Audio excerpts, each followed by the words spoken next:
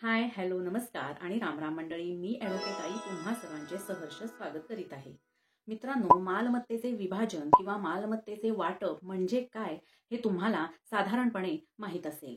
आता या मालमत्तेचे विभाजन करताना कोणत्या गोष्टींची पूर्तता करणे आवश्यक आहे किंवा कोणत्या तरतुदींचे पालन करणे आवश्यक आहे याबद्दलची डिटेलमध्ये माहिती घेणे देखील अत्यंत गरजेचे आणि भविष्याच्या दृष्टीने आवश्यक असे आहे.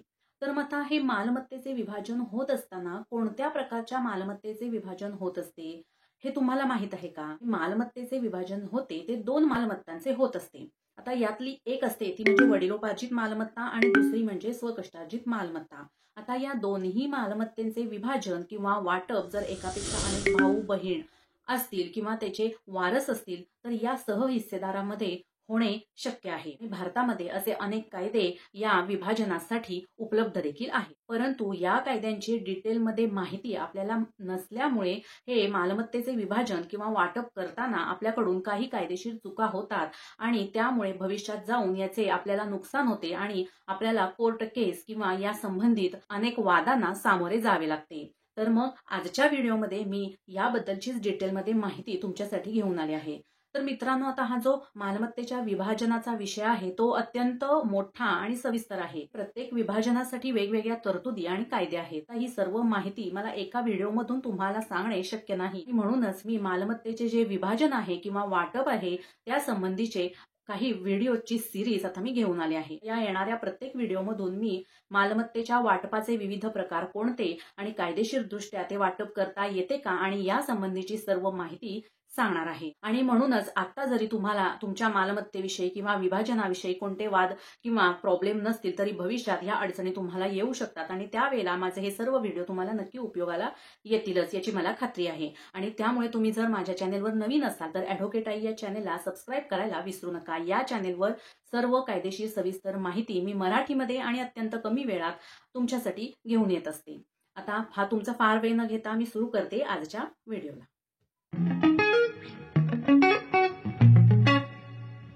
मित्रांनो, विभाजन म्हणजे काय तर एका मोठ्या भागाचे छोटे छोटे किंवा लहान लहान अनेक भाग करणे याला आपण साधारणपणे विभाजन म्हणतो. मग आता हेच मालमत्तेचे विभाजन करणे म्हणजेच अख्खी जी मालमत्ता असेल आणि त्याचे जर अनेक वारस असतील किंवा सहहिस्सेदार असतील तर त्या वडिलोपार्जित किंवा स्वकष्टार्जित मालमत्तेचे अनेक छोटे भाग करून समान त्यांचे वाटप त्या वारसांमध्ये किंवा सहहिस्सेदारांमध्ये करणे यालाच आपण मालमत्तेचे विभाजन म्हणू शकतो. भारतात मालमत्तेच्या विभाजनासाठी पुढील कायद्यांच्या तरतुदींचे पालन केले जाते. नंबर 1 म्हणजे हिंदू उत्तराधिकारी कायदा. नंबर 2 हिंदू अविभक्त कुटुंब कायदा. नंबर 3 भारतीय विभाजन कायदा 1893 आणि नंबर 4 मालमत्ता हिंदू विभाजन कायदा 1892. या सर्व कायद्यानुसार भारतात मालमत्तेचे विभाजन किंवा वाटप कसे केले जाते, त्या वाटपाचे प्रकार किती आणि कोणते आणि त्या प्रत्येक प्रकाराची सविस्तर माहिती आता आपण घेऊया. सर्वप्रथम आपण मालमत्तेचे वाटप किंवा विभाजनाचे प्रकार कोणते ते बघूयात.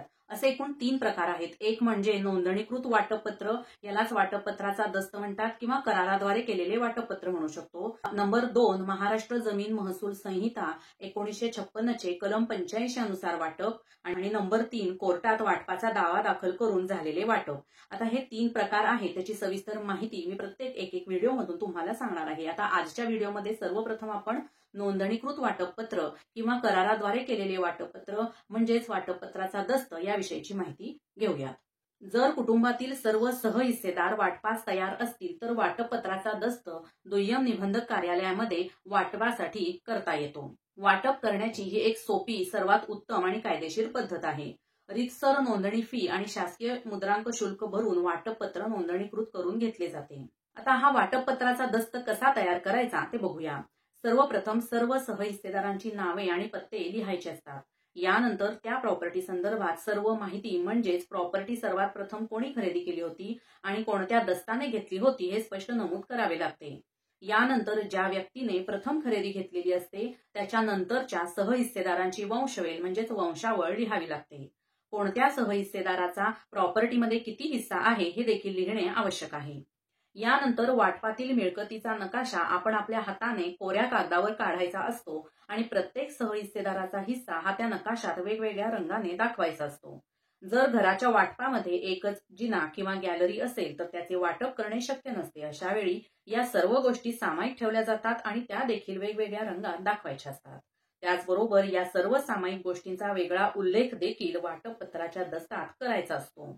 आता प्रत्येक सहहिस्सेदाराचा हिस्सा जेव्हा तुम्ही वाटपपत्रात लिहिता त्याखाली त्या हिश्श्याच्या चतुःसीमात देखील अवश्य लिहिल्या पाहिजेत, जेणेकरून भविष्यात वहिवाटी संदर्भात कोणताही वाद उद्भवणार नाही. अशा मजकुराचा दस्त लिहून तयार झाला की त्यानंतर या दस्ताच्या प्रत्येक पानावर आणि जो नकाशा आपण हाताने तयार केला आहे त्या नकाशावर त्या वाटपपत्रातील सर्व सहहिस्सेदारांच्या सह्या घेणे आवश्यक आहे.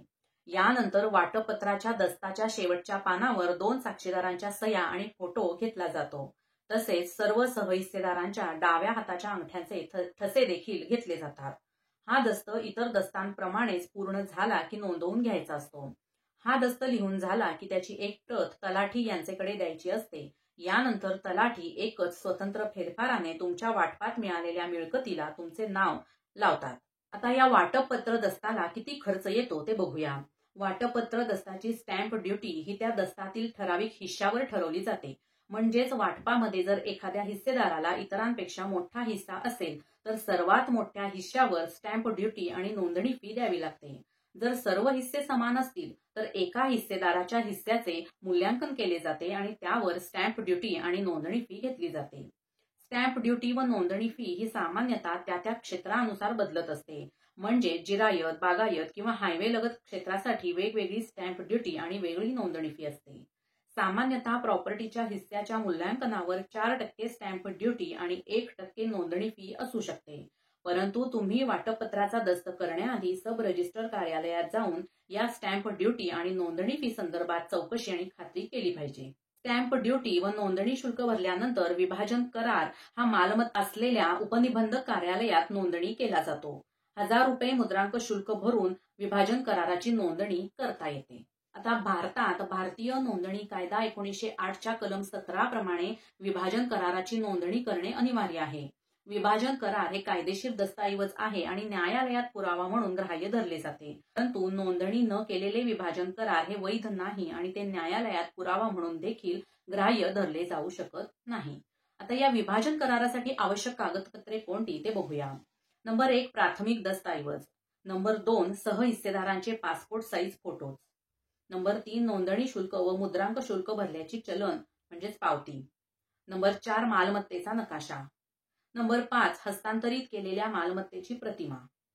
नंबर 6 सर्व सहहिस्सेदारांचे ओळखपत्र. यामध्ये आधार कार्ड, मतदार ओळखपत्र, किसान ओळखपत्र, पॅन कार्ड, ड्रायव्हिंग लायसन्स किंवा पासपोर्ट चालू शकतो. आणि नंबर 7 जर मालमत्तेचे मूल्य 5 लाखांपेक्षा जास्त असेल तर पॅन कार्ड आवश्यक आहे. मित्रांनो, आजच्या व्हिडिओमध्ये आपण मालमत्तेच्या विभाजनाचे जे 3 प्रकार आहेत त्यातला पहिला प्रकार म्हणजे नोंदणीकृत विभाजन करार, यालाच कराराद्वारे केलेले विभाजन किंवा वाटपपत्राचा दस्त याविषयीची सविस्तर माहिती घेतली आहे. तुम्हाला आता तुमच्या कोणत्याही स्वकष्टार्जित किंवा वडिलोपार्जित मालमत्तेचे जर वाटप करायचे असेल आणि ते सुद्धा जर वाटपपत्राच्या दस्तान्वये करायचे असेल तर तुम्ही मी वर सांगितल्याप्रमाणे तसा दस्त नोंदणीकृत करून घेऊन ते वाटप तुम्ही सर्व सहहिस्सेदारांच्या मान्यतेबरोबर करू शकता. आता यानंतरचे 2 जे वाटपाचे प्रकार आहेत माहिती आपण येणाऱ्या व्हिडिओमधून घेणार आहोत. आजचा व्हिडिओ तुम्हाला आवडला असेल तर लाईक, शेअर आणि सबस्क्राईब करायला विसरू नका. भेटूया माझ्या पुढच्या व्हिडिओमध्ये. धन्यवाद.